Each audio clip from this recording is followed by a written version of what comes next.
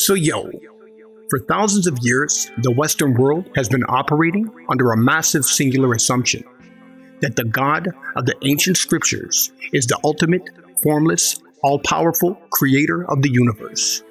But if you blow the dust off the oldest written records in human history, the clay tablets of Mesopotamia, written in Sumerian and Akkadian Cuneiform, a terrifyingly different picture emerges.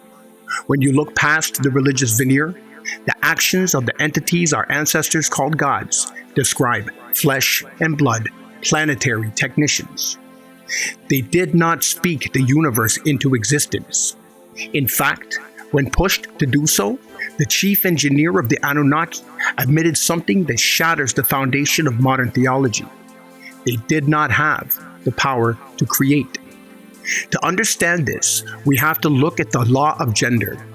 In our physical universe, creation requires polarity: the active masculine seed and the receptive feminine womb.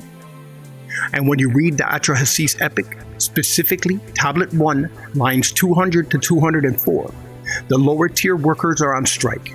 The council demands a solution. They turn to the master technician, Enki.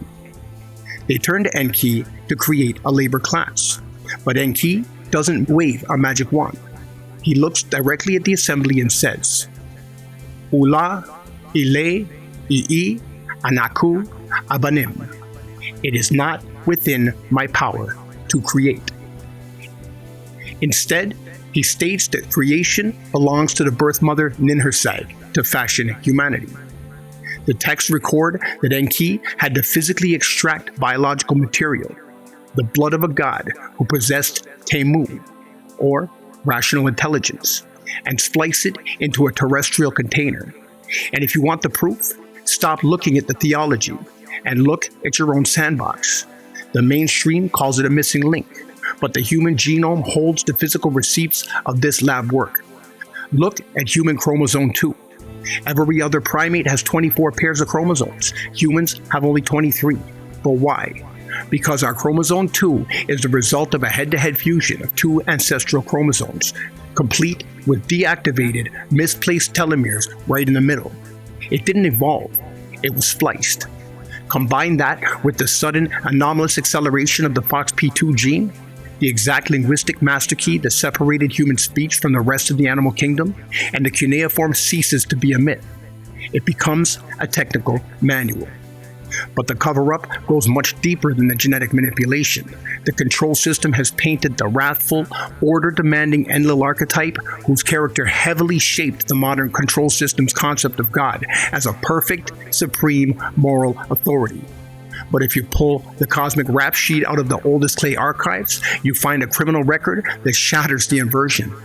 In the famous Sumerian tablet, Enlil and Ninlil, written thousands of years before the first line of Genesis was ever penned, we find a historical account that will put any modern man into a maximum security facility.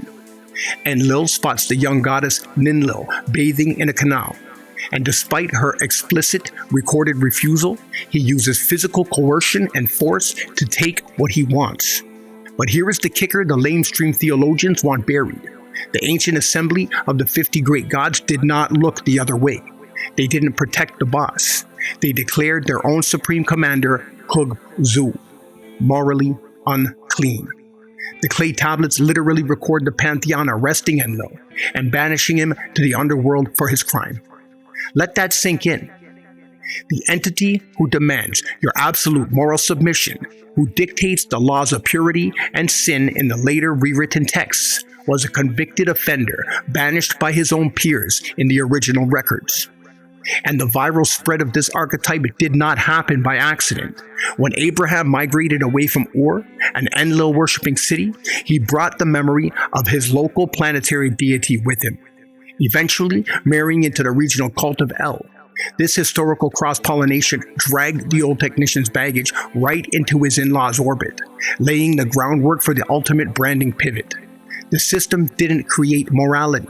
The middle management technicians inverted it, forcing humanity to worship the warden of the matrix. But a sovereign soul doesn't take orders from a prisoner. If these bickering, volatile administrators didn't create the universe, well, who did? Mesopotamian cosmology tells us the universe existed long before the Anunnaki. It actually birthed them. And in the ancient Gnostic texts of the Nag Hammadi library, the cosmic record is finally corrected. The Gnostics wrote that when the blind ruler, Demiurge, representing this arrogant, power-tripping Enlil archetype, looked at his physical creation and boasted, "I am God, and there is no other beside me," a voice from the true infinite multidimensional realm of Sophia echoed down to shatter his illusion. "You're mistaken, Samael. There is an immortal light child that exists before you, the true source of all creation. The infinite, intelligent consciousness of the cosmos bypassed these 3D technicians entirely. They edited your physical container, yes, but they did not write your soul. Your divine spark of free will and awareness belongs to the infinite. Once you realize the gods of the control system are just middle management with an ancient tech package, the fear vanishes. The frequency of the old paradigm shatters, and you step back into your true sovereignty. If you are ready to stop running in circles, chasing their paper debt and digital illusions, and start activating the true sovereign code within your own biology, it's time to resolve the overflow. It's time for Surgo, Fluo. It's time to breathe. And if you enjoyed watching this, want to explore any more reality co-creation or consciousness ascension, you just hit me up at nogoodbreathing.com. Let's start the real remediation. Like, subscribe, and share this video before the algorithm tries to bury the code. And I'll see you in the comments.